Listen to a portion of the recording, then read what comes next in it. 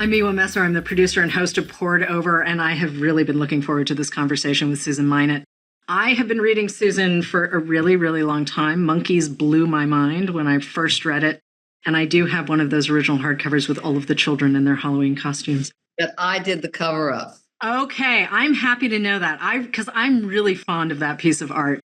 But the new novel is Don't Be a Stranger, and I love this book. I absolutely love this book, and if you need a comp, Miranda July's All Fours comes to mind. Sandwich by Catherine Newman comes to mind. This is a moment for women of a certain age doing what they would like. And Susan, I am so happy that you wrote this book. It is dreamy. It is delightful. It is so smart. It's very sexy. There's a lot happening in this book. So can I ask you a question, though? Because it seems like you had been working on this for a while and then put it aside, and we got the story collection, Why I Don't Write, sort of unexpectedly. Well, it's actually not quite that that order. I've been working on it the whole time for the last 12 years. And the stories were, while I was writing on it, I would just take a little, breath and write a story on the side. So the stories in Why I Don't Write, which came out 3 years ago, I think 6 of them are ones that I wrote in the last, 13 years. But the 4 of them are much older stories that were never collected before. So that was part of that. So it was sort of, I had these stories that hadn't been collected. I had these new ones. I hadn't held a book I'd written in a long time. So we decided to do the stories. And of course, it came out just as the pandemic was starting. So, and I was so relieved. I thought, I don't have to go on book tour. I could just sit at the kitchen table. And then I realized afterwards, I never saw anyone holding my book or even go out there or, so it was I'm actually looking forward to being back out in bookstores and seeing people. And so it just took a long time. Miwa, it was worth the wait. It was so worth the wait. I really do. I just Don't Be a Stranger I'm not going to say it's my favorite of your books, but I'm delighted it's here.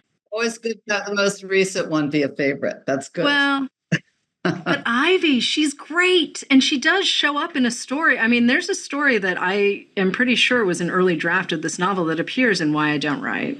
That's right. It was a chapter. Okay. The novel actually almost the whole time was called Ivy. Ah, okay. And maybe because it was Ivy for so long, I thought I've got to give it a sort of more evocative title, it is her. It's all about her. And so I wrote that story. And then, as my editor said, well, this story's already been published. There's a very slender version of it that remains in Don't Be a Stranger, but I previewed her in that. I really like Ivy. I think she's a terrific character. She's a single mom living in New York. Her ex-husband is decamped to Virginia, or I should say she left Virginia for New York, but she is figuring out how to do all of the things, how to make art, how to raise her kid, how to be a single woman in the city. And then you throw this musician in her way, this kid, Hansel. I shouldn't say kid, he's in his 30s, but he does strike me as a little young. The beauty of youth, Miwa, the beauty of youth. I do remember being that young. I like these characters a lot. I like what you do to them. I'm just wondering where they came from. Well, they came from that place that a person wants to write about a character that she hasn't seen. And every time that Ivy would drift into a character that seemed to remind me of something, I would change her. I would bring her back to being not the kind of person I had read about, really.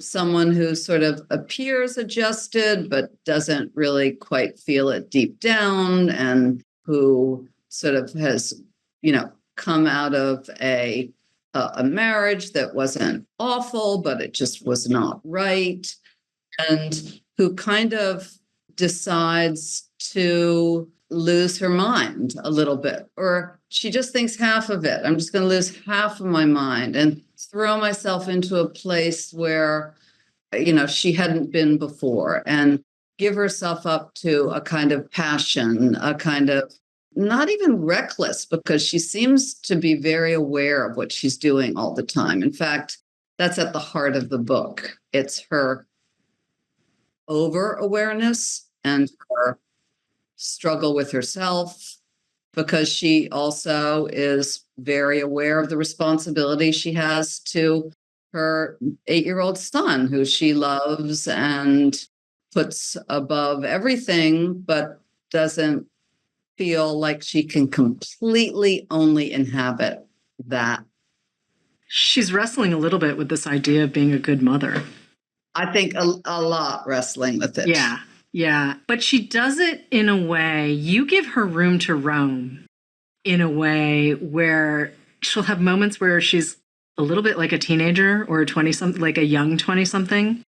And she's just sort of trying to talk her in and out of things. She's also trying to manage her friendships with her peer group. And everyone's at a different stage. Some people are married with children. Some people are on second marriages and their children are older. And everyone's sort of at a different point. And she was kind of a surprise mom. She was never, sort of thinking this was going to happen for her. And now she's got an 8-year-old, and most of her friends' children are much older.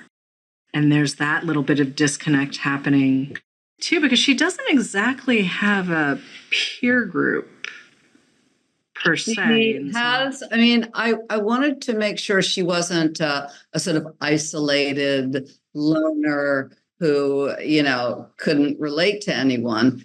She has a sort of wide group of friends, actually.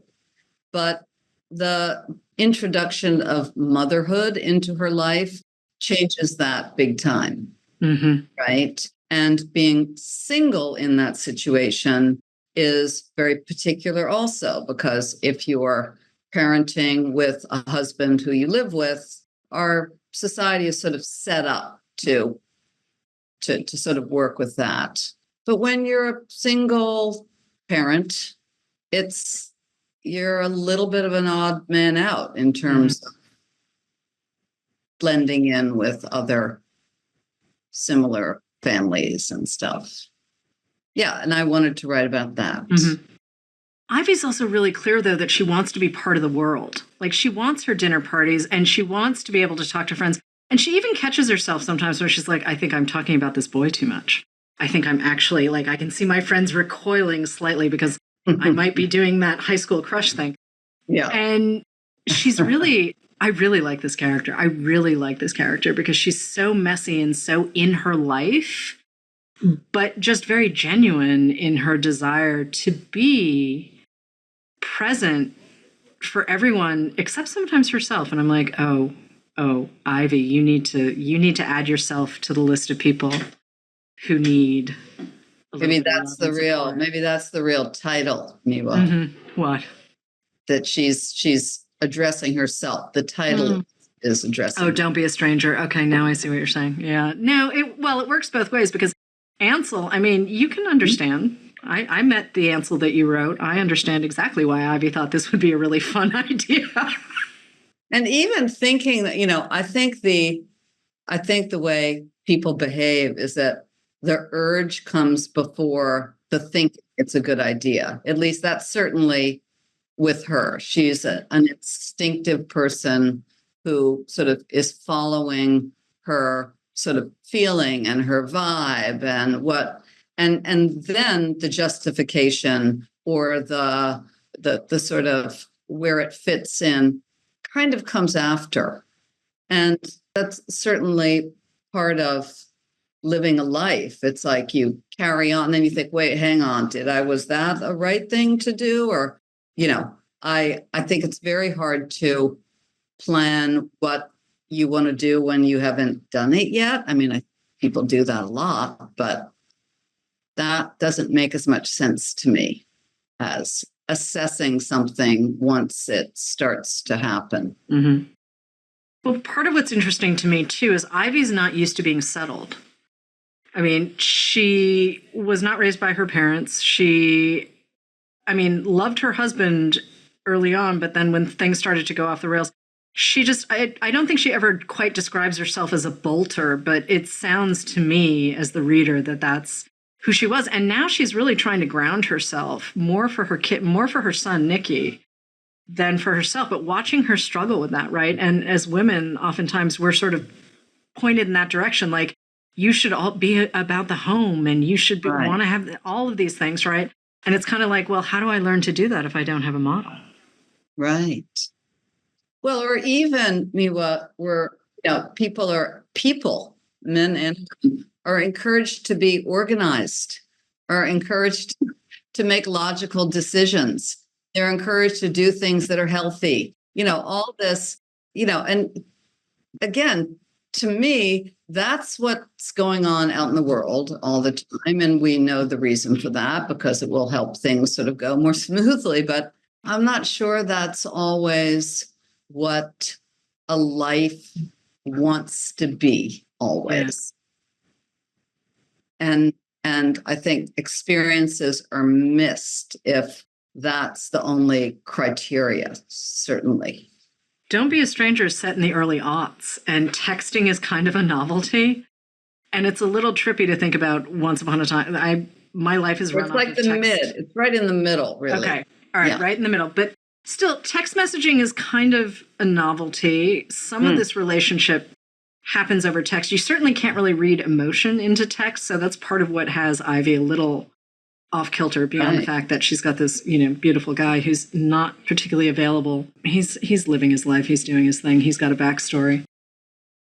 But how much of Don't Be a Stranger needs to be grounded in that moment? I mean, does it work as a novel now in 2020? If you'd said it in 2024, if you'd moved the timeline forward? I think one of the things I wanted to happen was to have her sort of, because she is older. I mean, this may turn people off because people don't like things that are older, but she's 10 years older than Miranda July's character, right? She's in her early 50s. And for her, texting, the portals, YouTube, it's all completely new way of communicating. So I wanted that to be yet another, and there's so many things that make a divide between her and the musician. And that's one of them. So it's almost like she's being taken in to be educated about this as well. But she is teachable. I mean, that's the thing that I like, watching her. You always are. I mean, let's hope, right? Oh. But can we talk about the evolution of your work for a second? I want to go back to Why I Don't Write, because when I was going through and rereading it, I'd caught the story that became Evening, which is one of my favorite books of yours. There's a story, and it's still got that devastating line in it where it's just like, oh, right. And that becomes Evening. You've got a story that calls back to Monkeys. It's one of the daughters from Monkeys shows up, but it's not a sequel. It's not a prequel. I think you're the only person who's noticed any of that. So thank you very much. That's very gratifying. Wow. Okay. Yeah. Well, I mean, like I said, I've been reading you for a minute. Yes, I know. Really have. It's so nice to hear. But coming back to Ivy, and certainly if we go all the way back to Monkeys for a second, I feel like you've always had this voice, right, that I recognize as yours. It's a little dreamy. There's always a detail in there that just makes you stop short, or at least makes me stop short as a reader. And there's a lot of that in Don't Be a Stranger. And you started writing relatively young, if I remember correctly. So how did you know when you found that voice that, I mean, I think of it as whether it's Evening or Rapture or Lust and Other Stories, there's a really wonderful consistency to your body of work and mostly these women. I mean, there are men too, and we appreciate the men, but I really think of you writing mothers and daughters and sisters. But when did you know you had that voice? I didn't know I did, really. Okay. I still don't know I do. I mean, I think what happens is you write, you keep writing, and your aesthetic guides you. Mm-hmm. You know, Okay. I like things to be as if you can take care of a lot of things in a short space, Mm-hmm. I like to do that. So that means combing over the prose for a long time. So that may, and I do think, life is but a dream. I really do. It's like, so again, in life, we're not always, reiterating that to each other. Right. We're not like, it's like, can you believe it? And it's like, well, of course I can believe it. Everything is so unbelievable all the time, in the spirit of trying to write about what isn't being maybe paid as much attention to in our day-to-day life. That's certainly one of the aspects, the sort of dreaminess, and the starkness of the surprise of learning something new or seeing something in a certain way. That's the pleasure of being alive. So it's certainly a pleasure that I've gotten from reading literature or watching movies or listening to music or looking at paintings. But so I think I note that pleasure when it happens to me, and I think, oh, I want to, you want to give that back. So I don't even know if I'm describing finding a voice. You just wait to see if that seems right. Okay, I do get that, and I love the dreaminess, and I do think that your work is really cinematic is not often a word that is used to describe literary fiction. I'm going to use it here very specifically because also structurally, there's stuff that you do in Don't Be a Stranger where you can see exactly where Ivy is starting to figure stuff out because you'll just drop a line in. We'll be going da, da, da, da, and all of a sudden there's just a line and then you move on to the next paragraph. And I love having those breakout lines because I get to sort of sit and linger. And again, I do feel like there are set pieces in Don't Be a Stranger. There are set pieces in all of your books where you're like, oh yeah, that's the hinge moment. That's absolutely, this is where before slips into after. I love a hinge. Right? Oh, yes, you do. Yes, you do. And hinge is so much better to think of than plot. Yeah. People think of plot and I've been teaching for 30 years and students are, well, do I have to figure out the plot before? And I'm like, you're putting concrete boots on to start if you think I've got to figure out plot. But the hinge is, there's a turn in the road, or there's a surprise, or there's a little bit of new information, or and that's, again, that's a jolt that's sort of pleasurable. It's one of the things we look for in art. Elizabeth Bishop said that the main element of poetry was surprise. And she is correct. Yeah. She is absolutely correct. But you're also a visual artist. You do these very funky collages that are really excellent, and watercolors as well. You've also written plays. You've written a screenplay too, Stealing Beauty, that Bertolucci turned into a film. How much of that informs, though, what you're doing on the page as well? And how much does what you're doing on the page inform the visual pieces of your work or the screenwriting? Because obviously screenwriting is so different from writing a novel or a short story. You've got to strip out all of the things that make it interesting for you as a writer and for me as a reader. You've just got to hand it over to a set designer and a director and a producer and all of these folks. With a book, it's all in your control, right? And for a screenplay, you start thinking in terms of images and dialogue. You are thinking about moving the story forward and the hinge moments, but it works different on a screen than on the page, obviously. They're different art forms.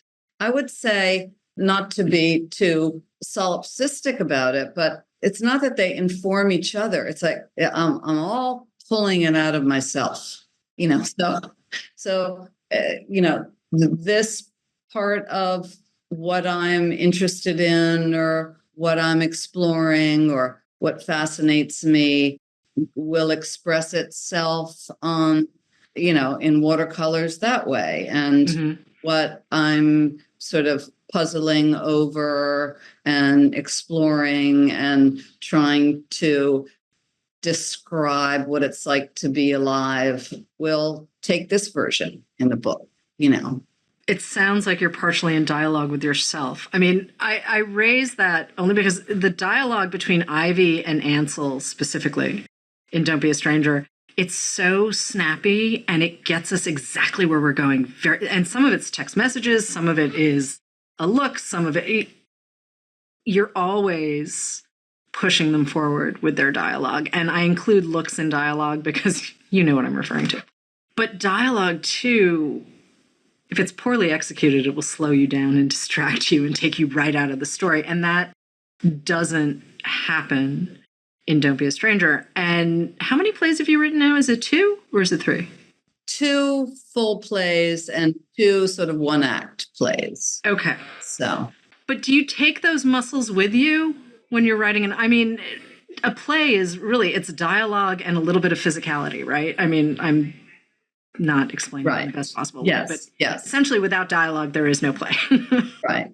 And I sort of feel like you have, at least when you were working on Don't Be a Stranger, at least the way it read to me was that you were playing on the page in a different way, maybe. It's always a little different, Miwa. No. Yeah. But it feels loose. That's good. I mean, it took a long time to feel loose because it was I wanted to write a novel also that was about rumination. Yeah. And about sort of obsession, a kind of addiction.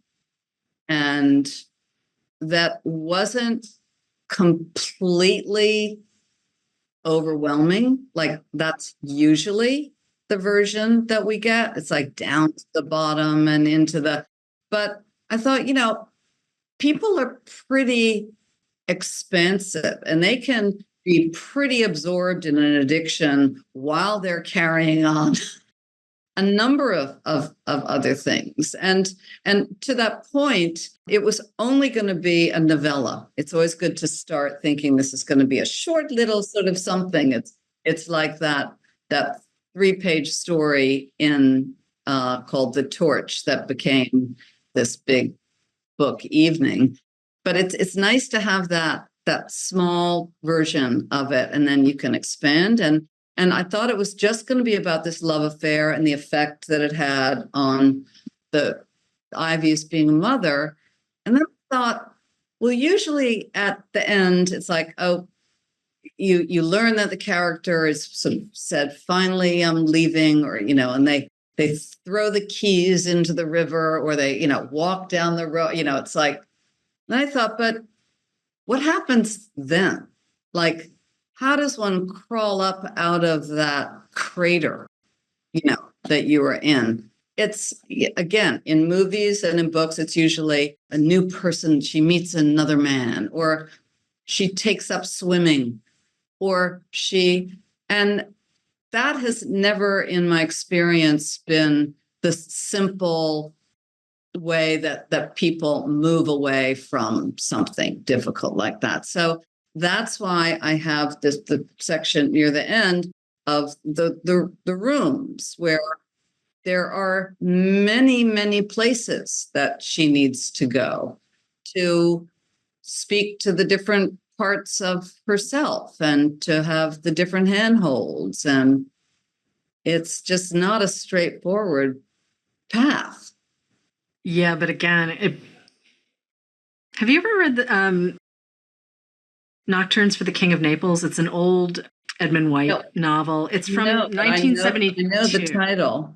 He was a teacher of mine, Edmund White. Oh, wow. Okay. So it's been reissued, and it's a very sort of dreamy New York, and it's very short, but there's a little bit of that sort of wandering. That all sounds so good, those 3. Right. Very short, dreamy New York. Mm-hmm. But it does also make me think a little bit about the structure of Don't Be a Stranger.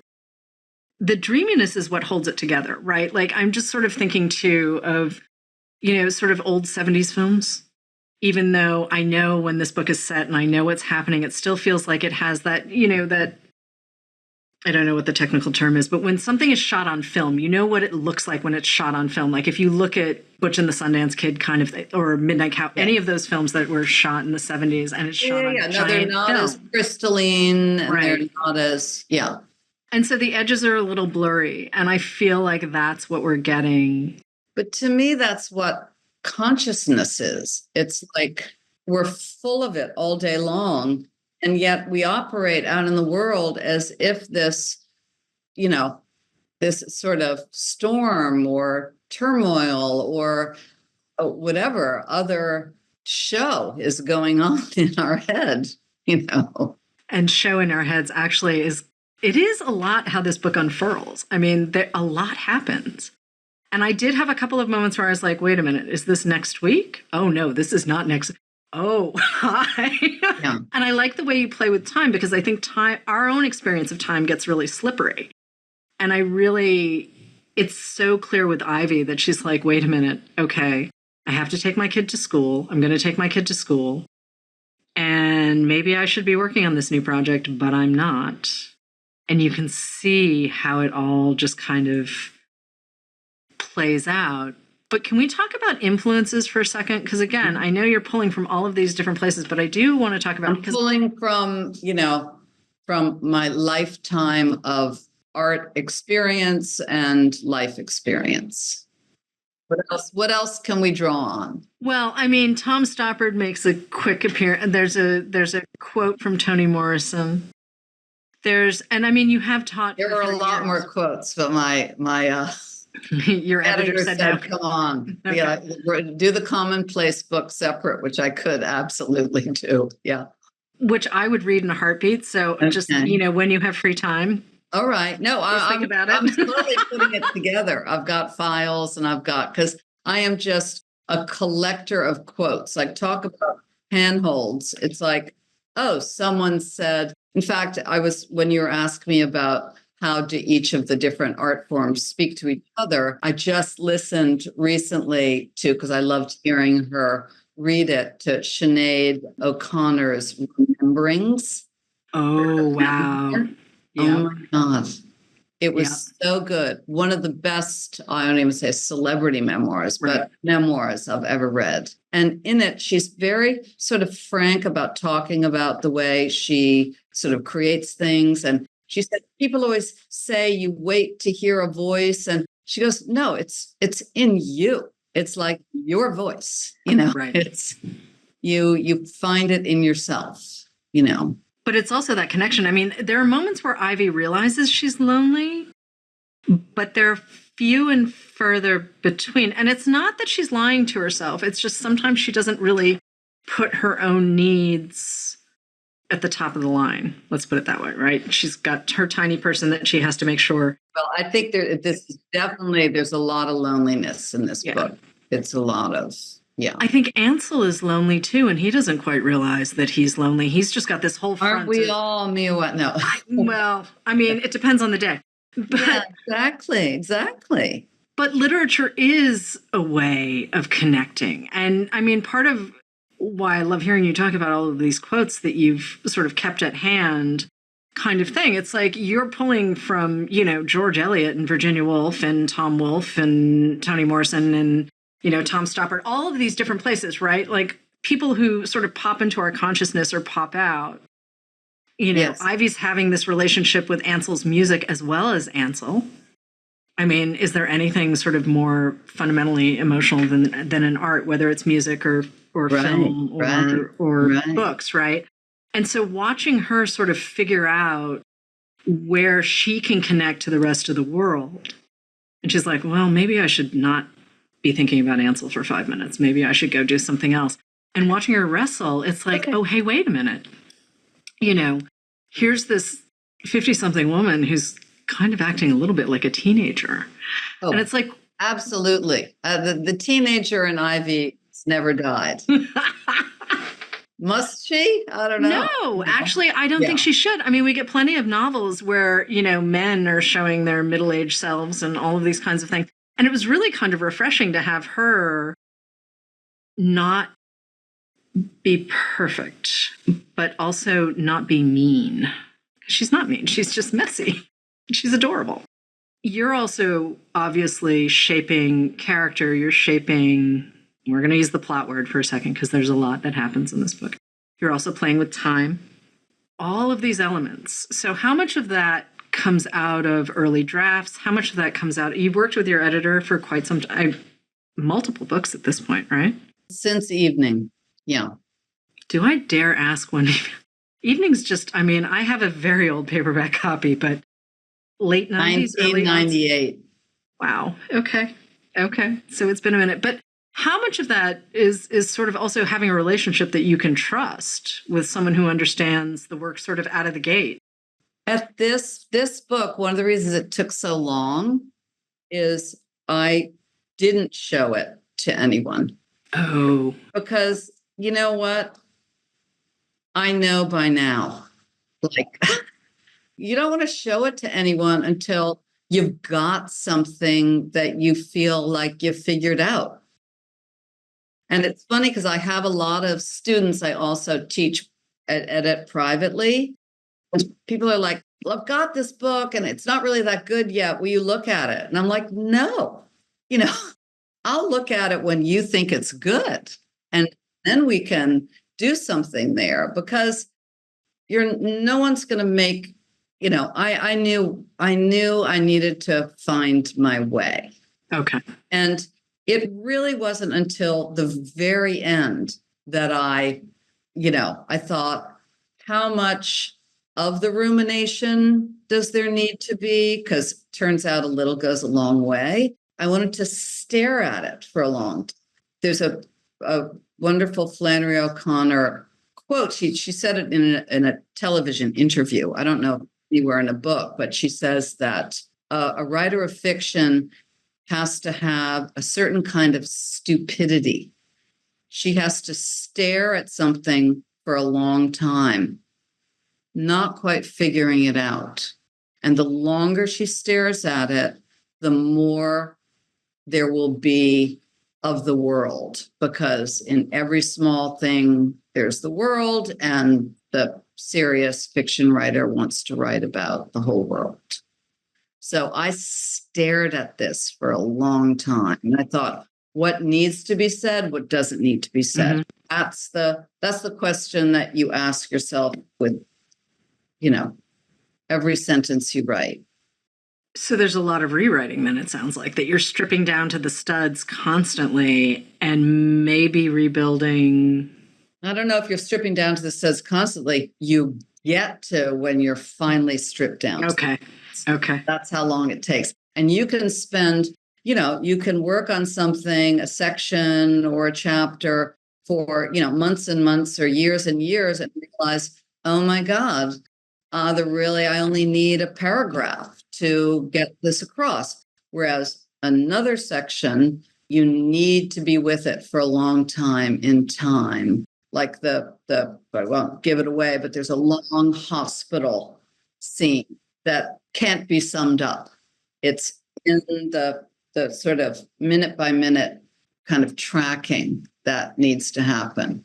But you don't figure it out. And again, this is what I say to my students all the time, until you have all the pages there, flesh out all the material, then you can start seeing what needs to be there or not.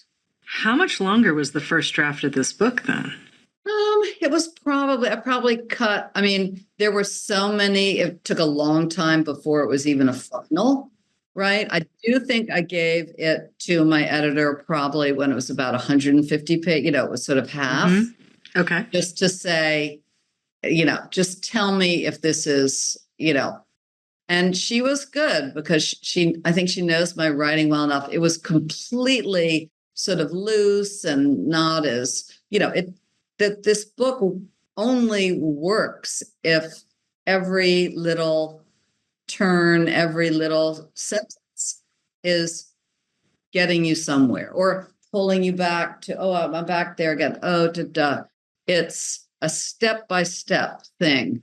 So a sort of earlier version of that doesn't quite have that in it, but I think she's fantastic, and she knows what drafts look like. And I think she could see the potential there. So it was going to be a short little novella. And then suddenly it was, 450 pages. It was like, oh, so I definitely, by the end, my last draft, cut another sort of 50 or 60 pages. I was really satisfied with the reading experience. And I've read it twice now. And oh my God, you're probably the only one. Well, this is how these things work, because you got to read it once just for the vibes, and then the second time you've got to read it to prep. And it's two different reading experiences. And the third would be even, Yeah, well, eventually there will be a third. Okay, but you got your work to do. But also just putting it into the orbit with the other, because I was very young when I read Monkeys, and I thought, oh, wait a minute. Like, how does she know this? Like, what? Wait, what? And I just remember thinking, oh, you can do interesting stuff. Because I was also at a place in school where, we were being force-fed, Vanity Fair and like Minor Faulkner because there were no cliff notes. And I'm like, that's kind of maybe not. Yes. I don't know. You didn't read The Sound and the Fury? No. That was the first book that blew my mind. Okay. All right. Sound and the Fury. That is not what I would have expected, but I get it. I mean, I came back to As I Lay Dying. Like, that's a Faulkner I quite love. Intruder in the Dust, I really did not, respectfully, I did not connect with Intruder in the Dust. That's fine. Don't even, move on. There are that was things. A little bit of it. But, Steinbeck, I finally get to East of Eden as an adult. And I'm like, oh, hi, where have you been my entire life? Like, this is an epic California. No, it is a great novel of California.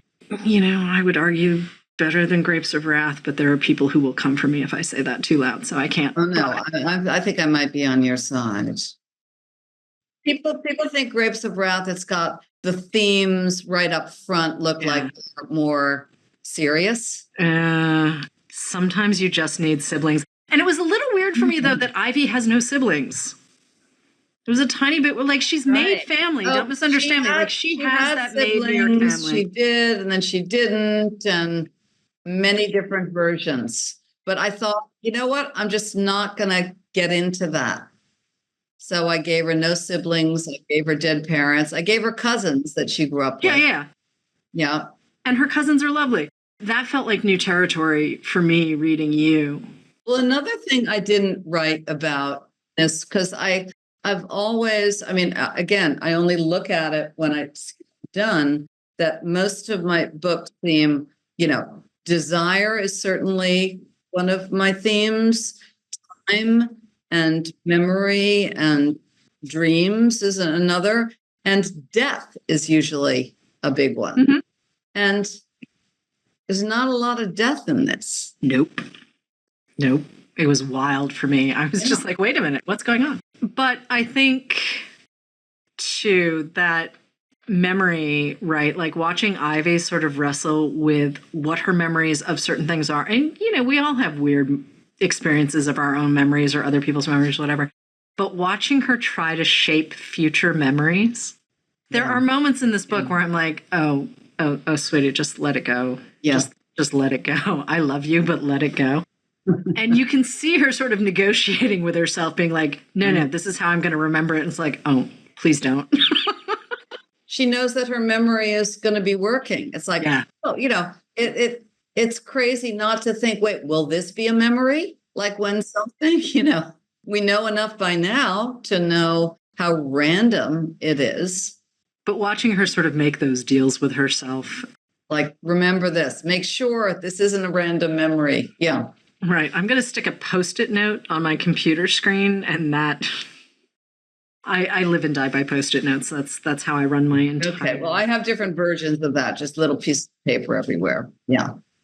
Can I ask if you're working on a new thing? I mean, I was a little surprised that it had taken so long. You're not a book a year kind of person anyway, but there was a while there. There was a while there. I was sort of every 3 years. Yeah, that's exactly. And then I don't know. I hit it wasn't a wall about caring about writing, but I just the amount of energy and time that it took. I thought I kind of want to go out into the world. a little, and Yep.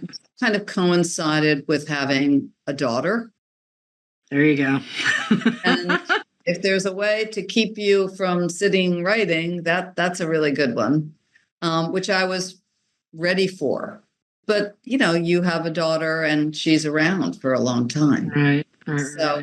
So that made for a different kind of immersion into work. I also was writing, I was writing a play. I was working on adapting some of my other books into screenplays. And there was a period when I wanted to try to direct something. And so there were other, there's other life going on. And that was, it took me, I needed a break. I needed a break from having that be the only thing. Maybe I needed more air to come in, sitting down and not moving is, once you're into it, is fine and has its satisfactions. We're all complete masochists here, but it's hard to do, particularly you get older and you think, oh, there's only just so much time left. Am I going to be sitting writing the whole time? Now I've made a little more peace with it. And I think actually it turns out, yes, that is the thing that I should be doing, because, There's also a really funny riff in Why I Don't Write, which is essentially a writer wrestling with herself. And I think riff, honestly, is the best way to describe it, because it's very funny. And yet, if I were the person writing that down, I would probably not think it was like, I feel for the writer who is making that list. That woman, the character. You've got to try to make it funny if you can. I mean, there's a lot of humor in Don't Be a Stranger. I mean, certainly there's loads, a little less humor in Rapture and Evening, but certainly Monkeys, certainly Don't Be a Stranger. There's a lot of humor sort of poking through. It is one of the great pleasures of reading you is getting those sort of little sly asides where you're like, yep, these people are being people. It's just great.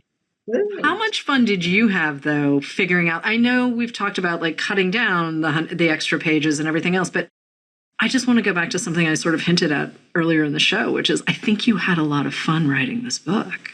You know what? I did not. You didn't? Okay, I have totally misread, because it flows on the page. Good. It just moves. It doesn't mean, actually Bertolucci, the director, had said on the set of Stealing Beauty, everyone was getting along, and he said, oh, you've got to watch out when there's too much honey in the machine. Oh, okay. But that might not be a good. So this was a stone around my neck writing this book. It's like, it was almost like, okay, I could think of other books that would sound more sort of dicey. This is going to be hard to write. To make this work is going to be really hard. And I just was determined. Sometimes I thought, oh, forget about it. Go write about, and the book I'm writing now, having much more pleasure writing it. Okay. It's a book called, and it wants to be short, and we'll see if I can do that. It's called Lightning in Lesotho. Okay. And it's about the sort of romance of travel. It's about a woman traveling in Africa, and she goes to the coronation of the king of Lesotho, sort of intrigue swirling around. And it's about sort of being away from your home and the sort of vitality that you have. And she falls in love with a man there because it's very easy to fall in love traveling. And it's never fun, but I don't feel the same, oh my God, feeling I've got to sit down and wrestle with this beast. It was like wrestling a beast. But maybe because it felt like it was could so easily go wrong, it was why I had to, I'm talking about it as if it worked, but you're saying it's worked. It works. It works. No, I am absolutely. I'm just going to go from there. I am planting that flag on this hill. This book is a delight to read. I had so much fun. It was grueling. That's wild. That is so wild to hear. It is again, as I said, I didn't really show it. I didn't really, and all my other books I've dedicated to someone and I've always had acknowledgments. And this one, it's like, I'm not going to dedicate it to anyone. I was just dragging that ball and chain myself the whole time. And now it's done and it can go away. It does not just feels like such a relief. That's all I can say. Wow. Okay. Because it really does not and there were moments with Ivy where I was like, couldn't be better news. What are you doing, girl? Ivy, what are you doing? Okay, you did the thing.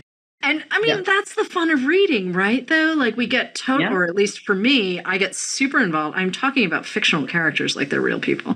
And I do this frequently if it's a book that I love, right? Like, this is the thing that we do. This is why we do what we do, because it's fun to look in on someone else's life and be like, well, at least that's not me. Deeply grateful it's not me, but you are endlessly entertaining. And that's where I'm kind of like, okay. I mean, I hear everything you're saying, but that was one of the characters, one of the things I wanted to write about, a character like that. Not one that you're like, hopefully you're slightly rooting for her, but you're also like, oh no, you're kind of an idiot here. Or wait, I don't really understand why you're doing that. Or maybe I even, can say, oh, now I kind of understand why someone's an idiot, which again, doesn't seem like the highest aim in literature, but I do think it's a high aim to sort of explain why people are idiotic and why they do things that aren't necessarily good for themselves. And yet maybe they are kind of good for themselves. To do something that's not good for yourself could be a good, I think it's hard to pull off without getting a little pedantic or a little sort of black and white,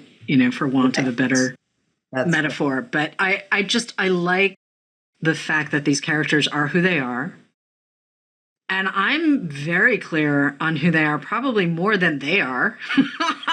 I mean, yes, the stories they tell themselves. But again, it was a really lovely way to spend some time in a world that was just familiar enough, right?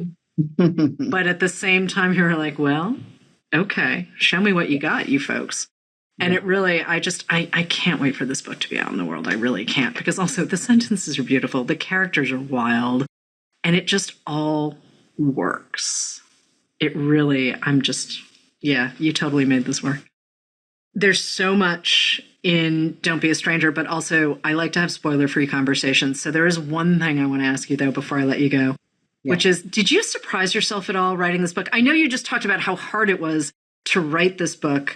I keep coming back to the fact that it's such a pleasure to read, though, that I'm going to take you at your word that it was hard to write. But was there anything that surprised you when you were writing Don't Be a Stranger? Well, I think the surprise was that when I thought it was just going to be about a love affair, that it was the end of the love affair would be the end. And I was surprised to find out, actually, what happens after the love affair turns out to be just as, or, equally important. So that was a surprise. Well, it was a delightful surprise for a reader, that's for sure, because I really, Don't Be a Stranger is, I'm very fond of this book. I'm very, very fond of this book. Susan Minot, thank you so much for joining us on Port Over. Don't Be a Stranger is out now, but, don't forget Monkeys or Evening or 30 Girls or Lust and Other Stories and Rapture and Why I Don't Write. Did I get all of them? I think I got all of them, right? Thank you so much. You're very welcome. You're so nice, Miwa. Thank you. Hello, readers. It's time for another TBR Top Off. We're going to recommend a couple of great books to pick up when you stop in for your copy of Don't Be a Stranger. I'm Marc at my Barnes & Noble in Cincinnati, and I'm joined by my book buddy in Detroit, Donald. Hi, Donald. How are you? I'm good, Marc. Hello, everybody. So I'm going to go ahead and kick things off. When I was thinking about Don't Be a Stranger, it brought to mind another simmering and sharp novel called Vladimir by Julia May Jones. Ooh, this book was great. This is a fascinating character study of obsession and academia and art and fairness, all from the POV of a 50-plus college professor. she and her husband, who is also a professor at the same college, have an open marriage that seems to work pretty well for the both of them. There's a level of trust and understanding that just allows their relationship to kind of be what it is. But when her husband's reputation comes under scrutiny because there are some accusations of him sleeping with several of his students, their situation becomes more complicated. And then becomes even more complicated when the title character Vladimir shows up. He is a new adjunct professor who really takes our narrator's mind by storm. This is kind of where the lines between infatuation and interest and obsession begin to blur, and readers are going to get pulled down into our narrator's spiral in the most wonderful ways. This book is so much fun. It is a poison-laced treat that speaks to so much in terms of sex and age and gender and love and art and relationships in a way that I hadn't seen on a page before. It is probably not a coincidence that the title is Vladimir. This book has been talked about as almost a reverse Lolita. It makes a lot of sense that our title character is one Vladimir. Just recently, Amy Poehler was on Seth Meyers, and she raved about this book and even called it a less gross Lolita, which I would say I would kind of agree with. So please check out Vladimir by Julia May Jones. It is fantastic. Donald, what do you have for us? So, it's hard to top that one, Mark, because I read Vladimir too, and I thought that was a trip. I also loved the idea that it's the reverse Lolita, and the author of Lolita is Vladimir. So that seems like it all makes sense to me. But the book I picked, a little bit in the same vein as Vladimir. It's also about a semi-famous artist. But for those out there who have never heard of or have read Miranda July, this is the book you're going to want to pick up. It's easy for any book to get lost in the shuffle with all the publishing that comes out and all the book recommendations you hear. But when I think about All Fours, which is the Miranda July book we're talking about, I don't know if I can find another book to recommend with that one, because this book is insane. So again, about a semi-famous artist that is planning a cross-country trip, again, for her job, and then decides, no, I don't want to. And 30 minutes into her journey, she's off on one of the craziest, funniest, most absurd, outlandish stories that I've ever read. But at the heart of it, and why it ties back to Don't Be a Stranger by Susan Minot, is it's about middle age. It's about understanding who you are as a woman or as a person in general. It's told in such a unique, wry voice. The main character is one you'll never forget. It deals with reinventing yourself, what it means to be your own person, how sometimes you just need to kind of walk away from what's comfortable or what you're used to. It transcends everything that we know about what it means to be a woman, a mother, middle age, a wife, and takes a trip. I can't even tell you about the trip, because that's the part you're going to just fall in love with, and all of the strange, intimate, sometimes a little dirty things that happen in this story. But July really hijacks what you know and what's familiar and what's comfortable for most people, especially women, and just turns it into something completely its own thing, completely alive. It's kind of like if you had Thelma and Louise, but it was just one of them, and they're on that road trip by themselves. And that's kind of where you're going with this. But again, the language and the way that this character tells the story is just absolutely insane. And again, so it's Miranda July, All Fours. She is somebody you have to pick up. This is her second novel, but it is truly one of the best books of the year, and has a deceptively interesting cover that actually does play very well into the story. It kind of, at first you feel like, why has this got this cover? Oh, you'll find out. And it's just amazing. So that is my pick, Mark. Yes, 1,000 times yes. That book was such a wild ride, and I think kind of fits really beautifully with Don't Be a Stranger, with Vladimir. with this really exciting crop of books, even something like Big Swiss, but I think would be a great fit with something like this too, about women who are not the 20-something ingenue who is trying to figure things out, somebody who is maybe lived a bit of a life that I think a lot of readers can connect with. I think this rise of the middle-aged novel is really, really exciting and much overdue. Guess what? That's all the time we have for today. Thanks so much for tuning in. Please make sure to give us a rating and subscribe so you don't miss any episodes. You can also follow us on our socials at Barnes & Noble. Pretty simple. I'm Mark. You can follow my home store at BN Westchester. Donald, where can we find you? You can follow my store at BN Fairlane Green. All right, everybody. Thanks for tuning in. Happy reading. Bye. Thank you for listening. Poured Over is a Barnes & Noble production. To help other readers find us, please rate and review the show wherever you listen to podcasts.